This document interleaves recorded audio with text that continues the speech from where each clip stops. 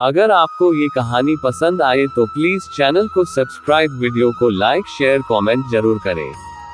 एक बार सुमेरु पर्वत पर सभी संतों की सभा का आयोजन हुआ। कैवर्त देश के राजा सुकंत भी उसी सभा में सभी संतों का आशीर्वाद लेने जा रहे थे। रास्ते में उन्हें देवर्षि नारद मिले। राजा सुकंत ने उन्हें प्रणाम किया। इस पर श्री नारद जी ने उन्हें आशीर्वाद देकर यात्रा का प्रयोजन पूछा।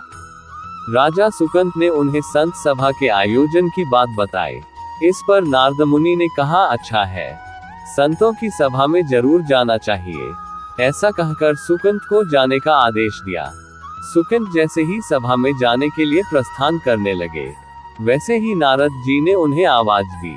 नारद जी ने कहा कि जिस सभा में जा रहे हो उसमें सभी को प्रणाम करना, लेकिन ऋषि विश्वामित्र का अभिवादन बिल्कुल भी मत करना। इस पर सुकंत ने पूछा कि यह तो उचित नहीं है।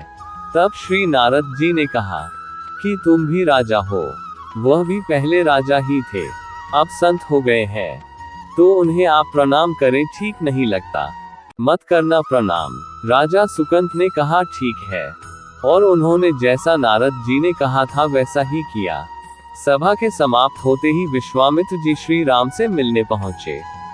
वहां पहुंचकर उन्होंने श्री राम को बताया कि आज उनका अपमान हुआ है। वह इसे भूल भी जाते, लेकिन ये तो संत परंपरा का अपमान है। राम जी ने पूछा, गुरु जी क्या हुआ? तब विश्वामित्र जी ने कहा कि मेरा अपमान हुआ है। श्री राम ने पूछा, किसने किया है? तब विश्वामित्र जी ने पूछा कि जानकर करोगे भी क्या? इस पर श्री राम जी ने कहा कि गुरुदेव, आपके चरणों की सौगंध लेकर प्रतिज्ञा करता हूँ, जो सिर आपके चरणों में नहीं झुका है उसे काट दिया जाएगा। कल सुबह मैं उसका वध करूंगा। श्री राम की इस सौगंध का जैसे ही राजा सुकंत को पता चला, वह नारद मुनि को ढूंढने लगे। काफी देर तक वह परेशान रहे, लेकिन नारद मुनि उन्हें मिल ही नहीं रहे थे। व्याकुल होकर जब वह रोने लगे, तब नारद जी प्रकट हुए। सुकंत ने हाथ जोड़कर उन्हें सारी बात सुनाई, साथ ही प्राण दान की विनती की। इस पर नारद जी ने उन्हें माता अंजनी की शरण में जाने की सलाह दी।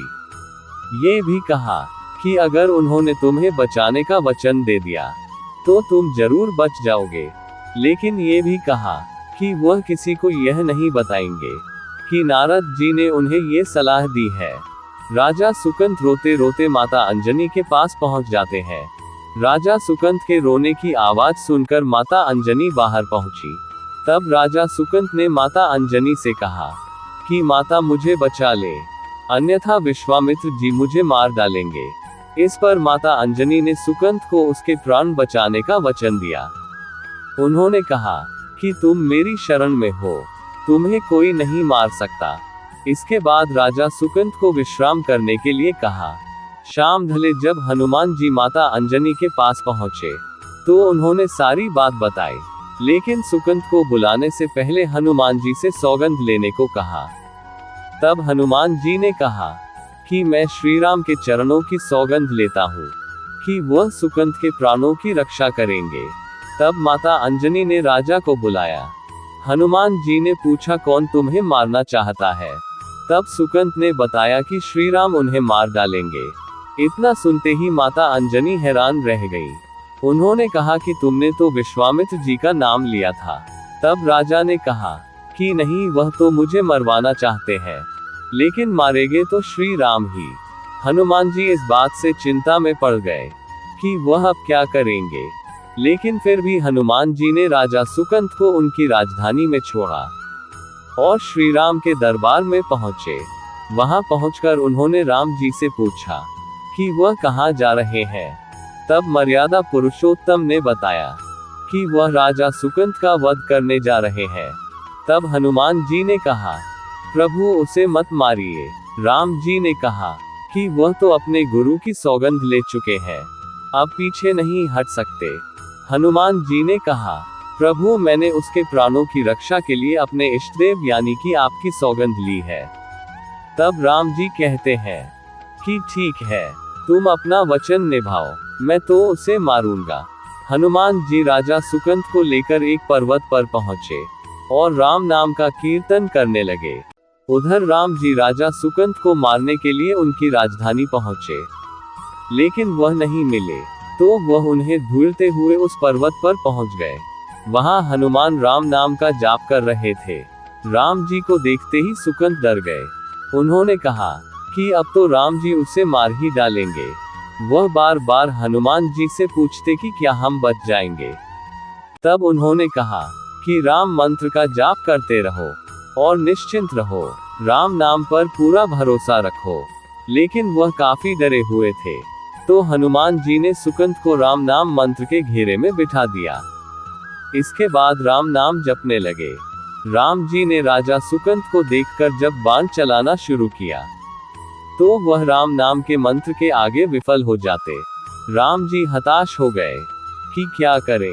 ये दृश्य देखकर श्री लक्ष्मण जी को लगा कि हनुमान जी भगवान राम को परेशान कर रहे हैं, तो उन्होंने स्वयं भी हनुमान जी पर बाण चला दिया।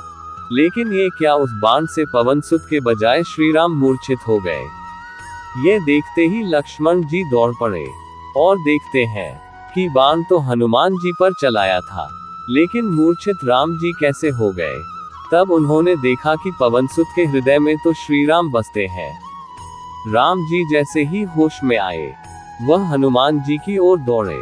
उन्होंने देखा कि उनकी छाती से रक्त बह रहा है। हनुमान जी मूर्छित अवस्था में पहुंच गए थे। वह हनुमान जी का दर्द देख नहीं पा रहे थे। वह बार बार उनकी छाती पर हाथ रखते और आंखें बंद कर लेते। हनुमान जी को होश आया, तो उन्होंने देखा कि राम जी आंखें बंद करके हनुमान जी के छाती पर बार बार हाथ रखते हैं, उनका बहता खून रोकने की कोशिश करते हैं।